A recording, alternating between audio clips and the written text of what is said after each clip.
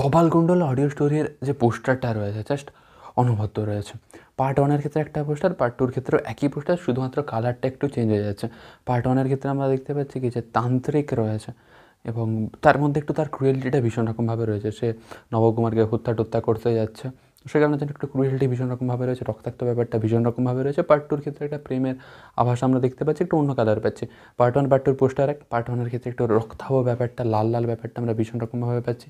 আর part 2 এর ক্ষেত্রে অতটা রক্তাক্ত ব্যাপারটা সেই রকম আমরা পোস্টারের মধ্যে দেখতে পাচ্ছি না। পোস্টারের মধ্যে দেখছি কি যে তান্ত্রিক রয়েছে, তার হাতে একটা খাড়া রয়েছে, সেটা দিয়ে সে বধ করবে, কাউকে বলি দেবে।